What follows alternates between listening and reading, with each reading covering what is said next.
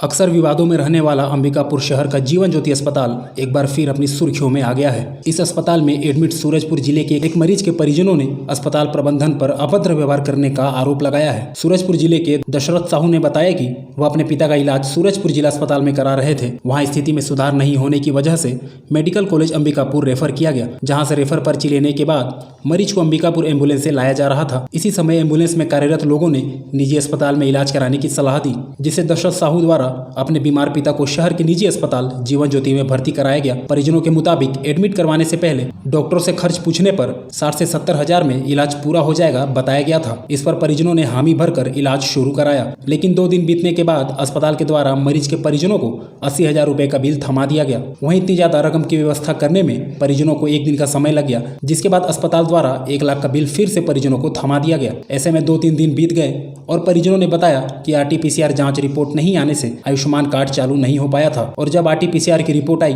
तब परिजनों द्वारा 51,000 रुपए नगद जमा किया गया और 56,000 रुपए आयुष्मान कार्ड से काटा गया। वहीं अब परिजनों के पास पैसे खत्म हो गए, तब अस्पताल के द्वारा मरीज व परिजनों को अस्पताल से निकालकर दूसरी जगह ले जाने की बात कही गई, जिसके बाद 15 अप्रैल की शाम करीब 5 बजे परिजनों ने मरीज को मेडिकल कॉलेज अस्पताल में भर्ती कराया, जहां देर रात उपचार के दौरान मरीज की मौत हो गई। वहीं निजी अस्पताल द्वारा 2 दिन में भारी भरकम बिल बनाने के इस पूरे मामले पर मुख्य चिकित्सा एवं स्वास्थ्य अधिकारी ने जांच के बाद कार्रवाई की बात कही है। सर, ये पिताजी को उनका तबीयत ख़राब था तो सूरजपुर हॉस्पिटल में एडमिट किए थे हम लोग, और वहाँ जब कंट्रोल नहीं हुआ तो वहाँ से रिफ़र कर दिया गया। और रिफ़र करने के बाद यहाँ जब अंबिकापुर पहुँचे तो एम्बुलेंस वाले वो मतलब सलाह दिए कि नहीं, ये जे हॉस्पिटल में ले जा कर के उनको एडमिट कर दो। और वहाँ गए हम लोग, वहाँ जा कर के वो लोग एडमिट वगैरह सब करवा दिए। अब करवाने के बाद फिर ये बाद में पता चला कि वहाँ 60 से 70 हज़ार रुपये का बिल बनेगा, उतना में पूरा कंप्लीट हो जाएगा। मैं बोला ठीक है। तो अब जब 2 दिन बीता नहीं कि इकट्ठे 60-70 हज़ार 80 हज़ार का बिल थमा दिए, और फिर अब उतना पैसा नहीं मेंटेनेंस होने के कारण 1 दिन और रुका तो इकट्ठे 1 लाख पहुँचा दिए। तो ऐसे करके 2-3 दिन बीता और लास्ट में अपना ये आयुष्मान कार्ड है तो वो चालू नहीं हो पाया था, क्योंकि RT-PCR का रिपोर्ट नहीं आया था। और जब RT-PCR का रिपोर्ट आया तो 50-51 हज़ार के लगभग नकदी जमा किए और वही 56,000 रुपये अपना इससे कटा। और जब पैसा ख़त्म हो गया तो वो लोग निकाल करके भेज दिए कि अपना ले जाओ, और पैसा नहीं देने की वजह से गाली गुप्ता भी किया गया मेरे साथ। और लास्ट में फिर साफ जवाब दे दिया कि पैसा नहीं है तो अपने बाप को आकर के ले जाओ। फिर वहाँ से वो करवा करके फिर कल शाम को 5 बजे हम लोग यहाँ लाए जिला हॉस्पिटल में, यहाँ एडमिट कराए। और 5 बजे के बाद फिर वही लगभग हम लोग गए तो 8 साढ़े 8 बजे के आसपास हम लोगों के पास फ़ोन आ गया कि आपके पिताजी डेथ कर गए।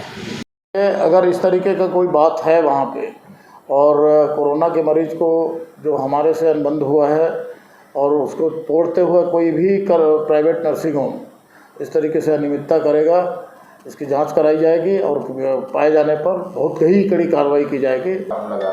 नहीं, अब वो तो दुर्व्यवहार और ये जो चीज़ें हैं उसका तो पुलिस का प्रकरण बनता है, वो उनको तो पुलिस में जाना चाहिए। अगर कोई मारपीट किया है या कुछ किया है तो उसके बारे में तो हम नहीं बता सकते, लेकिन इस तरीके का कोई चीज़ है जिसमें आयुष्मान योजना का पैसे का लाभ उसको नहीं दिया गया है, इस पर निश्चित कार्रवाई होगी। अब निश्चित है बात।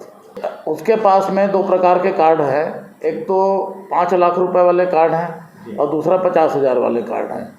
ये हमारे जो इसके कंसल्टेंट होते हैं आयुष्मान योजना के, क्योंकि उनको कोरोना हो गया है, नहीं तो मैं अभी आपसे बात करा देता। तो जैसे ही वो होते हैं हम उसकी पहले प्रथम दृष्टिया उसकी जांच कराएंगे, और अगर उसमें कहीं पर पाया जाता है कि उनके कार्ड का उपयोग उन्होंने नहीं होने दिया है, निश्चित रूप से इस पर कड़ी कार्रवाई करेंगे। कोरोना संक्रमण के प्रसार के रोकथाम के लिए लागू लॉकडाउन अवधि में अब जिले के सभी शासकीय उचित मूल्य की दुकानें टोकन सिस्टम से संचालित होंगी। कलेक्टर संजीव कुमार झा ने राज्य शासन के निर्देशानुसार इस संबंध में आदेश जारी कर दिया है। आदेश में कहा गया है कि दुकान संचालन कोविड प्रोटोकॉल का पालन सुनिश्चित करते हुए सुबह 7 बजे से दोपहर 1 बजे तक किया जाएगा। दुकान संचालक को मास्क एवं सैनिटाइजर का उपयोग करना आवश्यक होगा तथा दुकान के बाहर सैनिटाइजर तथा हाथ धोने का साबुन रखना अनिवार्य होगा। क्रेता को भी मास्क का उपयोग के साथ साथ 2 गज की दूरी बनाए रखना अनिवार्य होगा। अप्रैल महीने के लिए करीब 70% बीपीएल का पीडीएस डिस्ट्रीब्यूशन हो चुका है। 30% बीपीएल बचे हुए हैं और एपीएल के लिए हैं। जो लोग बचे हुए हैं उनके लिए हम लोगों ने ये व्यवस्था किया है कि पीडीएस खुलेगा सुबह 7 बजे से लेकर के 1 बजे तक। उसमें जो पीडीएस के संचालक हैं वो टोकन दे देंगे।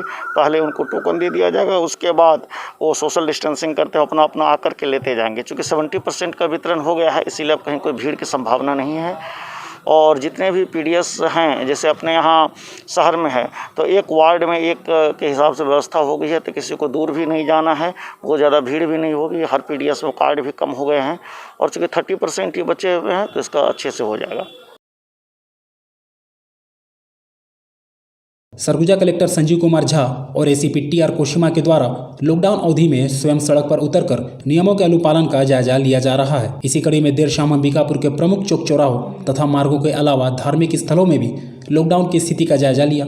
उन्होंने श्यामलाया मंदिर एवं मां महामाया मंदिर में श्रद्धालुओं की भीड़ देखकर मंदिर समिति एवं श्रद्धालुओं को प्रतिबंधात्मक आदेश का हवाला देते हुए नियमों के उल्लंघन पर श्यामलाया मंदिर प्रबंधन समिति पर 5,000 रुपये तथा मां महामाया मंदिर प्रबंधन समिति पर 20,000 रुपये अर्थदंड लगाने के निर्देश दिए। इसके साथ ही मंदिर में उपस्थित प्रत्येक व्यक्ति पर 500 रुपये की चालानी कार्रवाई के भी निर्देश दिए हैं। कलेक्टर ने मंदिर परिसर में उपस्थित लोगों को समझाइश देते हुए कहा कि आप लोगों की सुरक्षा हमारा दायित्व है। कोरोना महामारी से बचाव में हम आपका सहयोग चाहते हैं। अगर आप लोग ही इस तरह नियम कानून को तोड़ेंगे तो प्रतिबंध लगाने का कोई औचित्य नहीं रह जाएगा। घरों में रहें, सुरक्षित रहें और कोरोना गाइडलाइंस का पालन करें।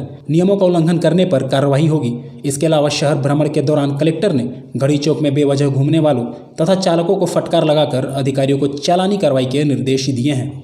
जब पूरे ज़िले को कंटेनमेंट जोन घोषित करना था, उससे पहले सभी जो धार्मिक संस्था है उनके प्रमुख से यहाँ बैठक की गई थी और उसमें एक आम सहमति बनी थी कि सभी धार्मिक संस्थान जो है बंद रहेंगे और वो श्रद्धालुओं के लिए नहीं खुलेंगे। लेकिन कल जो हमारे यहाँ के जो दो मुख्य मंदिर है, श्यामलाया मंदिर और महामाया मंदिर, वहाँ वो मंदिर खोल करके और एक जगह 30 और एक जगह 20 ऐसे लोगों को रखे हुए थे।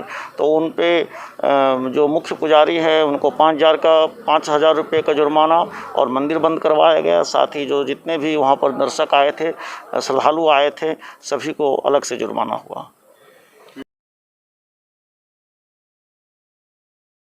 सरगुजा में कोरोना वायरस शहर के बाद अब गांव तक पहुंच गया है। जिले के उदयपुर और लखनपुर ब्लॉक के 2 गांव में 60 से ज़्यादा कोरोना संक्रमित की पहचान हुई है। इसके बाद प्रशासन ने दोनों गांव को तो सील कर दिया है। स्वास्थ्यकर्मी और मितानिन गांव के सभी ग्रामीणों को टेस्ट करने के साथ साथ दवाइयां वितरित कर रहे हैं। सरगुजा में कोरोना वायरस की चेन तोड़ने के लिए 13 अप्रैल से 10 दिनों का कंप्लीट लॉकडाउन लगाया गया है। वहीं पिछले 4 दिनों की बात करें तो जिले भर से 600 से ज़्यादा मरीज मिल चुके हैं, जिसमें ज़्यादातर शहरी इलाकों के मरीज शामिल हैं। लेकिन अब कोरोना वायरस ने गांव में भी पैर पसार लिया है। लखनपुर ब्लॉक के पटकुरा और उदयपुर ब्लॉक के खमरिया गांव में 30 ग्रामीण कोरोना पॉजिटिव पाए गए हैं। वहीं दोनों गांव में अचानक केस बढ़ने के बाद प्रशासन ने दोनों गांव को तत्काल कंटेनमेंट जोन घोषित कर दिया है। कलेक्टर ने बताया कि दोनों गांव को सील कर दिया गया है। गांव से बाहर जाने और गांव के अंदर किसी के प्रवेश पर पाबंदी लगा दिया गया है। गांव में आवश्यक सेवाओं की पूर्ति के लिए होम डिलीवरी की सुविधा शुरू की गई है। इसके अलावा मितानिन और स्वास्थ्य कार्यकर्ताओं को घर घर दवा पहुंचाने का निर्देश दिया गया है। लखनपुर और उदयपुर ब्लॉक के एक गांव में केसेस बहुत ज़्यादा आए हैं, तो पूरे गांव का चेक करवा लिया गया है और उसके बाद जितने केसेस आए हैं तो उनको ट्रीटमेंट चल रहा है। पूरे गांव में मेडिसिन डिस्ट्रीब्यूट कर दिया गया है और पूरे गांव को बहुत ही ज़्यादा स्ट्रिक्टली कंटेन कर दिया गया है। इनवर्ड आउटवर्ड मूवमेंट मना है और उसमें होम डिलीवरी की व्यवस्था की गई है और मितानिन के द्वारा घर घर दवा खिलाने का काम किया जा रहा है। चूँकि ये इस तरह के इशू हो गए हैं, इसी के लिए तो कंटेन किया गया है। कंटेनमेंट जोन पूरे ज़िले को किया है। इसका मुख्य उद्देश्य यही है, जैसा कि नाम से स्पष्ट है, कंटेन करना। तो उसको लोगों के मूवमेंट को और आवागमन को कंट्रोल करके ही कंटेन कर सकते हैं। तो अभी उसी को कंटेनमेंट पीरियड में उसमें हम लोग कितनी सफलता मिलती है 10 दिन के बाद पता चलेगा।